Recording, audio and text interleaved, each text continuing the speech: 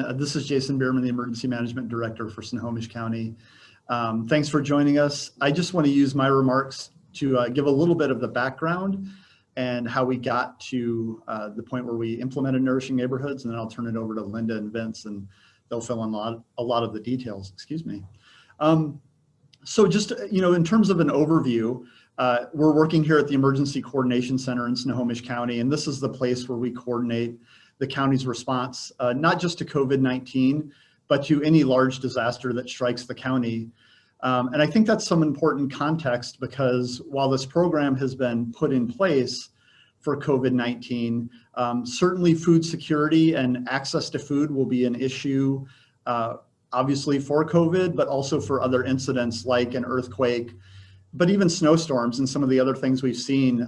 If folks recall, earlier this year, we were actually helping organize and working with folks who were bringing food out to the eastern end of US 2.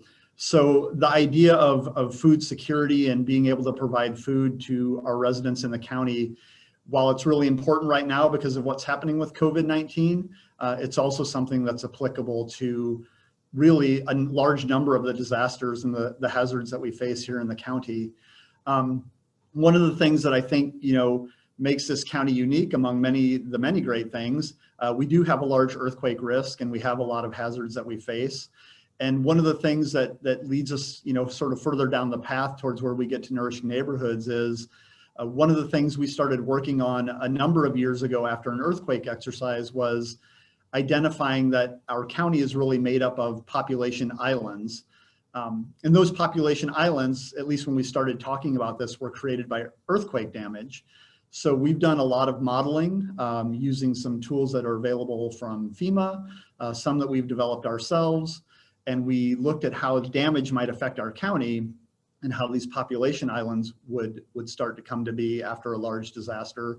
But again, there's regular applicability, there's local applicability. A snowstorm that isolates part of the community creates a population island. So Nourishing Neighborhoods really became a way to get food, locally sourced food, more close to where some of these population islands are. So that's really some of the background and how we got to where asking Linda and folks like Vince to help us with this. That's just some of the background. I want to make one last pitch before I go. Underlying all of this is the fact that we are in an area that experiences disasters. So personal preparedness is certainly part of this. And Linda and Vince will talk about community resilience and how we work together as a community. But just one last pitch for everyone is just a reminder that, we've been encouraging folks now for several years to be prepared for up to 14 days. And certainly food is part of that preparedness. So with that, I'm just going to turn it over to these folks, and Linda is going to speak next about Nourishing Neighborhoods and how that's helped us address some of these food security issues during COVID-19, and how I think it'll also help us for other disasters in the future. Thank you, Jason. Good morning, everyone. Early on in the COVID-19 outbreak, I was getting phone calls from our farmers. They wanted to know what to do. It's early in the season, it's time to get crops in the ground, but they don't want to put crops in the ground if they don't know if there's someone to buy it on the end. We were seeing restaurants close their doors, not knowing if or when they were going to be able to open. Farmers have three main channels that they're selling their produce to. They go to farmers markets, which we didn't know if they were going to be able to open. If they did open, what's it going to be? Community supported agricultural boxes, where you buy a share in the farm and you get your box every week for 20 weeks. And then there was the restaurant industry. So the question was, how do I plant? How do I plan for the year? Do I buy seeds? Do I spend the money and put in a lot of product, my normal product?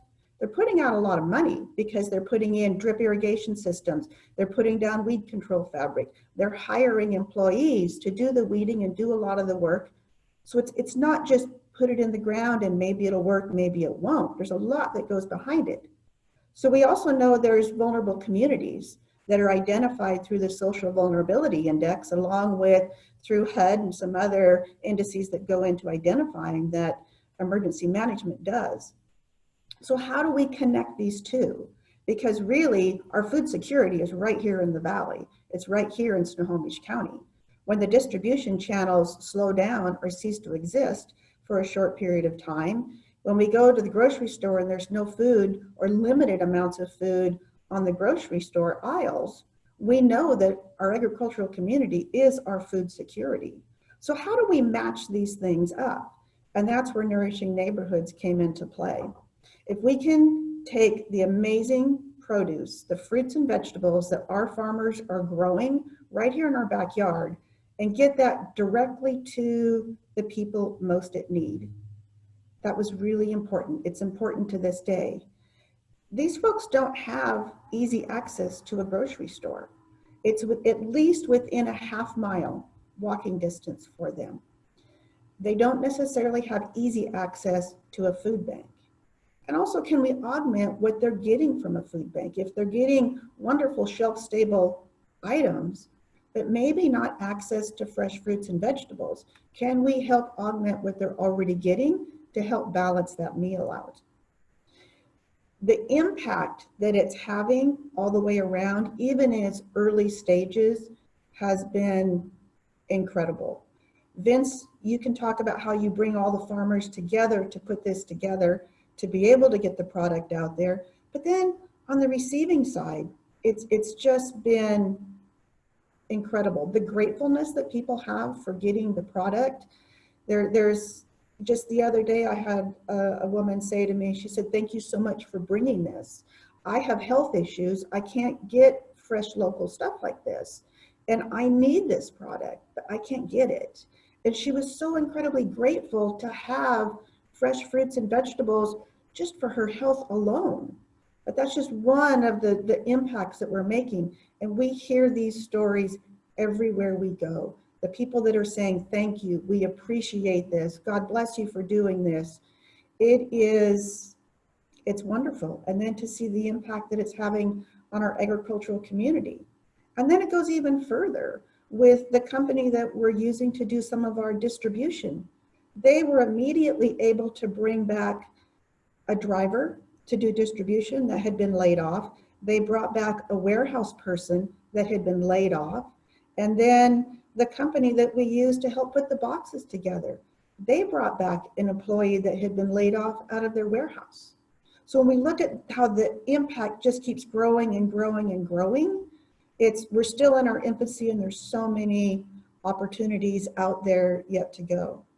So I'll turn it over to you, Vince, to talk about the farming side of it. Thank you, Linda. When Linda came to mention the idea of doing this project in, I think it was in April, maybe May, I was really excited about the idea to have county money spent on local farms and vegetables, because most of the farms that I'm working with to assemble boxes to provide to for the Nourishing Neighbor program have come from farms that are family, true what you think of when you think of a family farm, kind of under 10 acres. And most all of those families are going to be spending all of that money that we've received back into the county. Kind of, I would say we're not poster child, but pretty close to when we get money, we are all local businesses, and we understand the importance of spending that money locally. And so it's been really nice to know that we're receiving county money and it's staying in the county for ag products. Typically, when we're a small family farm, we have to capture every dollar we can, and so we're selling into farmers markets and direct to consumer. And our products never really ever make it to all of our community. And this program has been great because we're able to see our product go to all different demographics. And I meet Linda at the drop sites where we're dropping these boxes off, and the people that show up out of and to receive their box are so thankful and grateful. And I think that it's really nice when you're leaving there and we're pulling the truck away empty and everybody's still, giving us thanks and messages of appreciation. So it's been great. So thank you.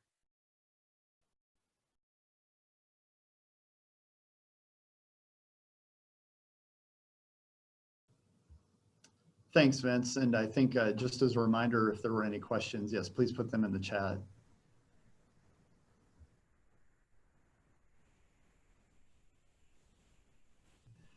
So Linda, there's a question in the chat asking how many people have we served with this program? Please unmute yourself, Linda. Thank you. We're going to different apartment complexes at different rates. Some we go every 2 weeks. We've got one that we go to monthly. So we've delivered, I believe, about 2,700 boxes total.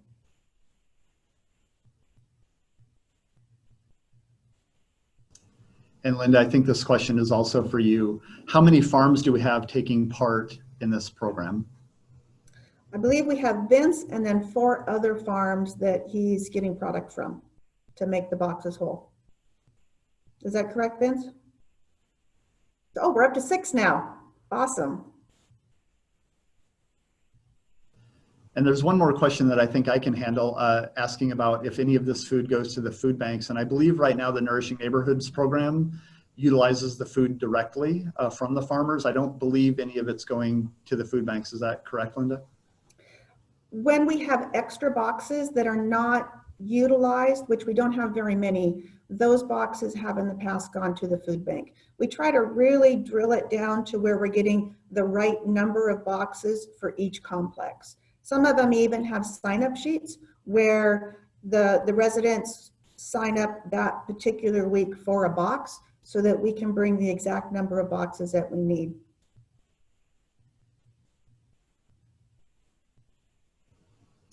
And last question, if there's any distribution happening today? Not today, nope. We had one yesterday.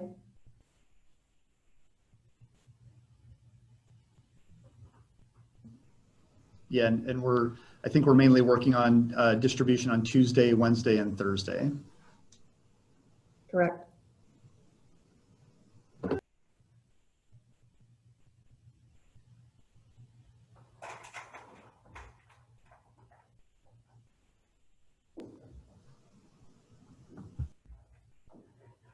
So this question is about funding and how long the program will last. So I will take this one. Initially, we programmed $150,000 in the request that we made. And I do want to mention, with the support of the executive and council, the funding for this is coming from the CARES appropriation, the CARES Act funding that was appropriated to Snohomish County. So there was an initial request for $150,000 to support this program.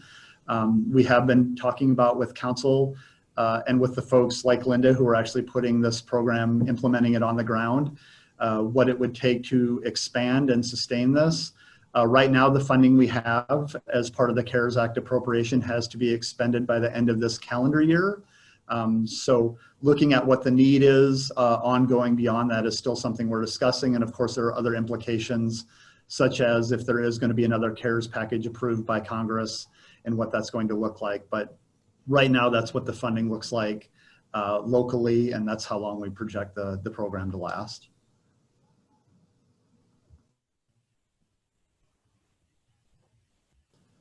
Yeah, this is a great question. Linda, I'll let you start with this, and if I have anything to add, I sure will. How are the distribution locations, it says targets, how are the distribution targets, I think they mean locations, chosen? And is there a consideration to distribute equitably across the county and across demographic groups? That's a great question, and I know Linda's got a great answer. We already distribute throughout the county. So they're using multiple different factors that go into choosing where we can have the largest impact. So we're everywhere from Monroe to Bothell, Everett, Snohomish. We really are trying to make sure that we're having the highest impact with what we have available. So finding those places within the county is the number one goal, because we know who they are or what apartment complexes they are. We need to know which of our neighbors need it the most. And so by using the social vulnerability index and then adding into that, and that's put out by the CDC, we add into that, where is there the highest unemployment rate? Where is there the most rental housing assistance, and being able to use those things along with a designated food desert, which, as I was talking earlier, the distance to a food bank, the distance to a grocery store. If all they can get to is a corner grocery store or corner gas station, and they're buying a bag of chips and a soda and calling that a meal, we need to make sure that we can bring this product to them to where they've got it, because it's not handy to them, it's not close to them.